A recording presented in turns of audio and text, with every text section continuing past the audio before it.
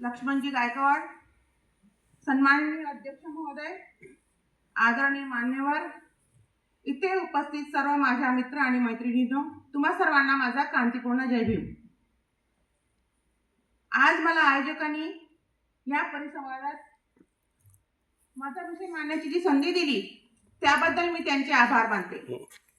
माझा विषय आहे दलित साहित्य प्रवाहात कादंबरी का फुलली नाही। हा विषय केवळ साहित्य प्रवासाशी जोडलेला नाही तर सामाजिक, ऐतिहासिक आणि मानसिक प्रवासाशी घट्ट जोडलेला आहे। दलित साहित्य म्हणजे काय हे तुम्हा सर्वांना माहितीच आहे, तुम्ही स्वतः जाणकार आहात।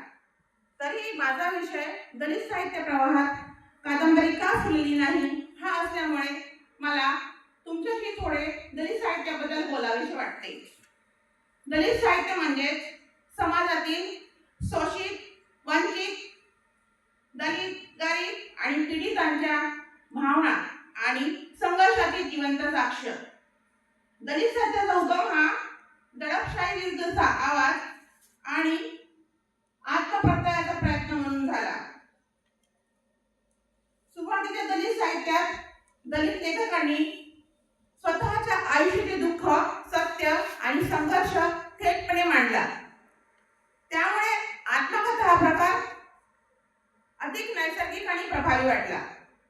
या दलित साहित्यात कविता फुलल्या, कथा उमलल्या, आत्मकथा तर इतिहास घडवून गेल्या, मात्र कादंबरी तितक्या जोमाने फुलली नाही। का बरं असं झालं असेल याचं उत्तर शोधायचं आहे आजच्या या परिसंवादामध्ये।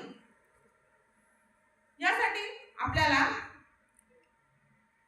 एक एक मुद्दा विचारात घेऊन, पहिला मुद्दा आहे दलित साहित्याचा उगम।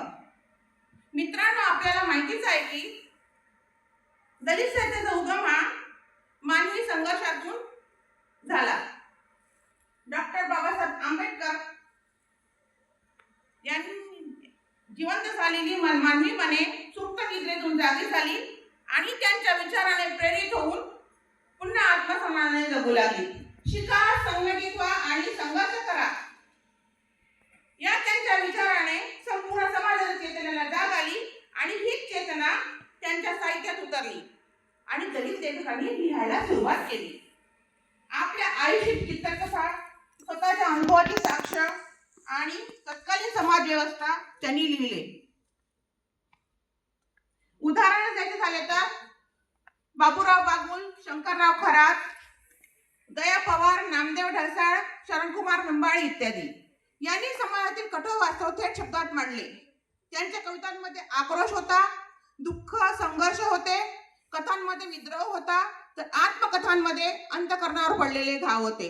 पण कादंबरी त्यावेळी अजूनही शांतच बसलेली होती, ती अजून काही फुलली नाही। तर यासाठी दुसरा मुद्दा विचारात घ्यावासा वाटतो तो म्हणजे आत्मकथांचा प्रभाव। मित्रांनो,